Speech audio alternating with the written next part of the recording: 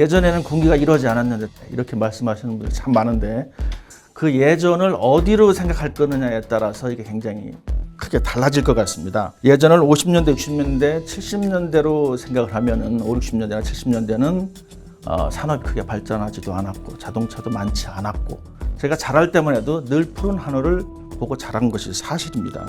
하지만 이것이 80년대 중반부터는 상당히 달라지고 있습니다. 80년대 중반을 보면은 TV에서 광고가 있었습니다.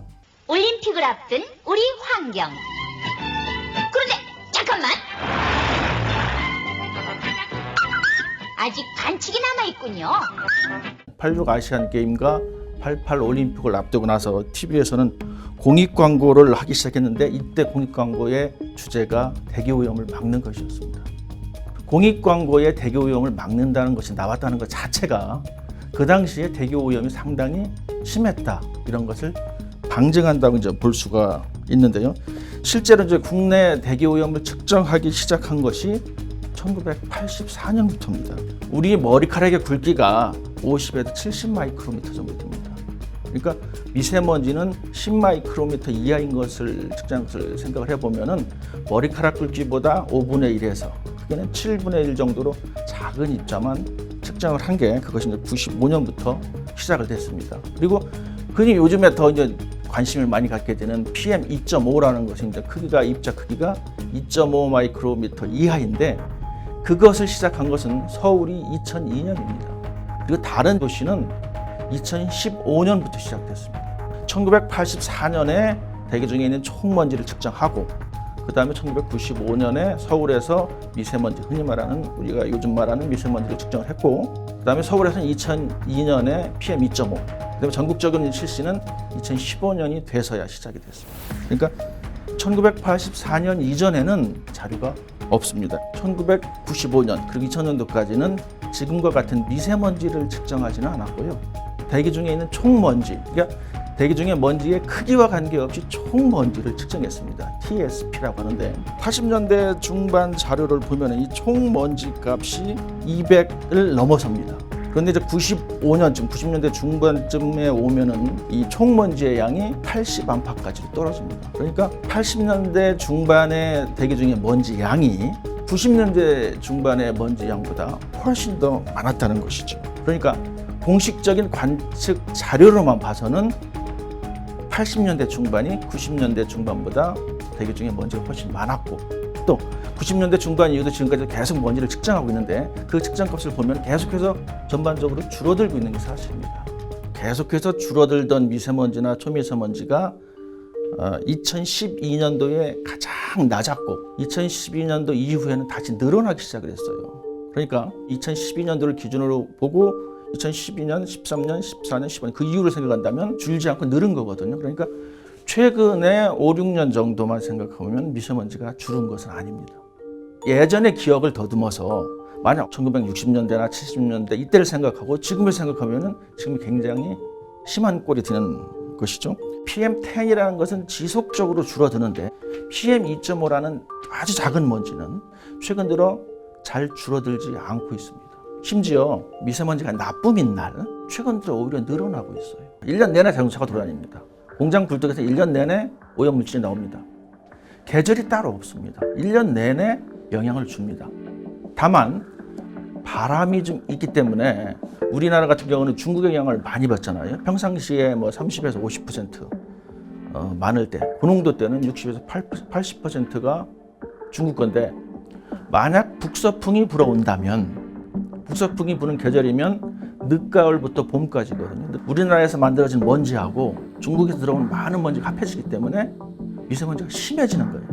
다만 여름철에는 이제 대부분 남서풍이 불어오기 때문에 중국의 먼지가 우리나라로 안 들어와요. 그렇게 먼지 양이 여름철에는 상대적으로 적을 뿐이지 1년 내내 우리나라에서 먼지는 발생을 합니다. 다만 이제 중국의 바람의 방향에 따라서 중국 것이 오는 시기는 더 심해질 수 있고 중국 것이 오지 않는 여름에는 상대적으로 농도가 낮아질 수 있는 것입니다.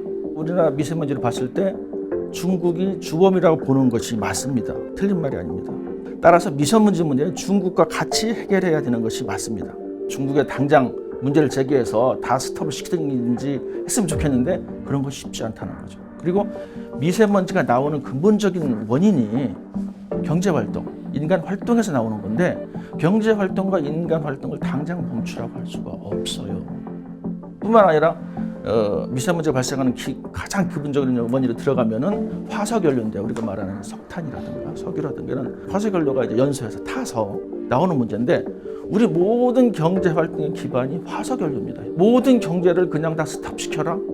아니 우리는 계속하고 중국만 스탑시켜라? 이게 쉽지 않은 문제거든요. 지금 현재 실시간 중국의 미세먼지 관측 자료를 가장 빠른 시간 내에 우리가 받아볼 수 있는 이런 조치는 취해지고 있어요.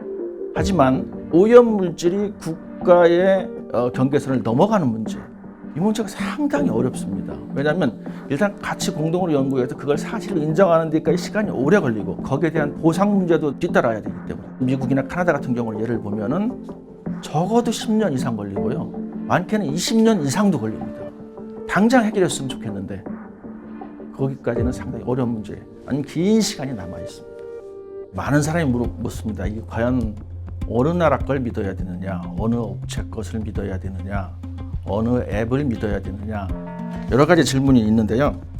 이렇게 많은 미세먼지 앱이나 업체나 국가나 정보나 여러 가지가 있지만 근본적인 것은 우리나라 환경부의 관측 자료입니다. 현재 우리나라 환경부가 관측하는 자료를 보면은 전국적으로 미세먼지 PM10의 경우 371군데에서 재고 있고 서울에서도 39군데에서 재고 있습니다. 초미세먼지의 경우를 봐도 전국에서 331군데에서 재고 있고 서울에서도 36군데에서 재고 있습니다. 환경부가 매 시간 이걸 관측해서 자기네 나라 기준에 맞게 올려주는 겁니다. 그러니까 모든 국가나 업체나 앱이 있어도 그의 근본적인 자료는 우리나라 환경부가 관측한 자료가 근본적인 자료이기 때문에 이 자료를 다 가지고 가서 가공을 한 거예요. 그러니까 우리나라 환경부가 관측한 원 자료를 보는 것이 가장 정확하다고 볼 수가 있겠습니다. 황사도 일종의 미세먼지입니다. 그렇기 때문에 약간 좀 혼란스러워하는 부분이 있어요. 그러나 황사하고 우리가 평상시 말하는 미세먼지하고는 근본적인 차이점이 있습니다. 황사는 자연적인 현상이고 우리가 평상시 말하는 미세먼지는 자동차 배기가스 아니면 공장 불뚝 이런 데서 나오는 쓰레기, 오염물질입니다. 황사는 언제부터 시작됐냐면 지구가 생긴 이래로 지금까지 시작됐어요. 자연현상이고요. 중국 북부나 고비 사막이나 이런 데서 날라오는 흙먼지고 모래 입자예요. 흙먼지나 그러니까 성분이 흙성분, 모래 성분입니다. 그런데 황사하고 미세먼지를 비교하면 하나는 자연적인 거고 하나는 인위적인 거지만 또 입자 크기를 비교해봐도 황사는 입자가 굉장히 큽니다. 그래서 PM10으로 관측하면 대부분이 황사는 큰 입자가 있다면 미세먼지는 큰 입자는 없고 굉장히 작은 입자예요. 그러다 보니 입자가 굉장히 작아가지고 폐를 통과해서 혈관으로 들어가고 혈관으로 들어가면 결국 우리 온몸으로 다 퍼지게 됩니다. 그러면 뇌 속에도 들어가고 심장 속에도 들어가고 심지어 태아한테도 전해집니다. 황사는 상대적으로 덜 해롭고 우리가 흔히 말하는 공해물질인 미세먼지의 경우가 훨씬 더 해롭다고 볼 수가 있습니다. 미세먼지가 10개 있으면 건강에 좋고 100개 있으면 건강에 나쁘다 이런 기준이 없습니다. 미세먼지는 건강만 생각했을 때에는 공기 중에 있어서는 안 되는 것입니다. 그러니까 미세먼지가 많으면 해로운 것이 더 많은 것이고 적으면 해로운 것이 조금 적을 뿐이지 건강에 해로운 건 마찬가지예요. 건강을 생각하면 공기 중에는 미세먼지가 없어야 됩니다. 따라서 미세먼지가 나쁨일 때는 가능하면 마스크를 쓰는 것이 좋고요. 만약 내가 어떤 질병을 가지고 있거나 노인이나 아니면 좀 약하거나 어린이나 이런 사람이 있을 때는 보통일 때에도 마스크를 쓰는 게 좋습니다. 당장 모든 것이 다 해결됐으면 참 좋겠는데 현실적으로 너무 어려운 문제고요.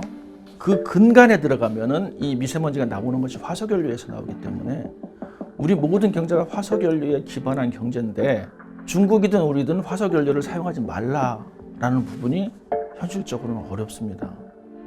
그럼 그렇다고 가만히 있을 수 있을 거냐? 그건 아니죠. 고농도 미세먼지가 나타났을 때 가장 현실적인 방법은 피하는 겁니다. 우리가 할 수 있는 것. 고농도 미세먼지에서 피하는 방법이 답답하지만 가장 현실적인 방법입니다. 예를 들면은 마스크를 쓰는 거죠. 마스크를 써서 고농도 미세먼지하고 나하고 차단시키는 거. 또 먼지가 심하면 밖에 있는 것이 아니라 실내로 들어오는 거예요. 그리고 고농도 미세먼지하고 나하고 차단시키는 것이 가장 그래도 현실적인 방법입니다. 그러면은 마스크를 쓰는데 우리가 언제부터 언제까지 마스크를 쓸 건데, 언제 실내로 도망가 있어야 되는데, 피해 있어야 되는데, 이런 질문이 나올 수 있어요. 여기서 중요한 게 예보입니다. 예보는 현재 하루 이틀 예보밖에 안 하는데 예보가 정확도가 70% 안팎 정도밖에 안 됩니다. 그래서 예보 정확도를 확실히 높여서 몇 월 며칠 몇 시부터 몇 시까지 마스크를 써라. 몇 월 며칠 몇 시부터 몇 시까지는 실내에 있어라. 아니면 다음 주 수요일쯤에 고농도 미세먼지가 예상되니까 다음 주에 쓸 전기는 지금 다 만들어 놔라. 그리고 다음 주 수요일은 바깥 활동이 있으면 다른 날로 다 바꿔라. 현실적으로는 피하는 방법이 최고고, 우선은 당장은 답답하지만 우선은 피하는 게 최고고, 그걸 피하기 위해서는, 제대로 경제적으로 피하기 위해서는 정확한 예보를 줘야 되는 거예요. 이 정확한 예보를 생산해서 줘야 되는 것이 가장 큰 도움입니다. 화석연료를 새로운 청정에너지로 바꾸는 과정이 필요한데 이 과정이 하루 이틀 사이에 되는 것이 아니기 때문에 굉장히 오랜 시간 걸립니다. 또 이 문제가 우리나라만의 문제가 아니라 중국과의 문제가 걸려 있기 때문에 지루하지만 어렵지만 상당히 오랫동안 기다려야 되는 문제가 남아 있습니다. 중국 문제가 해결되지 않으면 우리나라 그 미세먼지 문제를 근본적으로 짧은 시간에 획기적으로 해결할 수 있는 방법이 없어요. 하지만 1년, 2년 안에 해결될 것도 아닌데 모든 것을 중국이 주법이니까, 모든 문제가 중국이니까 중국만 바라보고 거기에 모두 매달려 있을 때는 문제가 생길 수 있어요. 뭐냐면은 평상시에 30에서 50이 중국 거면 거꾸로 얘기하면은 70에서 50%는 우리 거란 얘기입니다. 연평균으로 봤을 때는. 중국이 해결할 수 있는 부분 물론 계속 해결을 해야 되겠지만 우리 자체적인 문제도 조금이라도 줄이면은 중국 것이 넘어올 때 줄일 수도 있고, 장기적으로 10년, 20년, 50년, 100년 봤을 때 우리 건강에도 그만큼 이로울 수가 있습니다. 그래서 중국이 주범이고 중국 문제를 해결해야 되는 것은 당연한 얘기지만은 그것 때문에 우리 내부적인 문제를 놓쳐서는 안 되지 않나, 이렇게 생각을 합니다.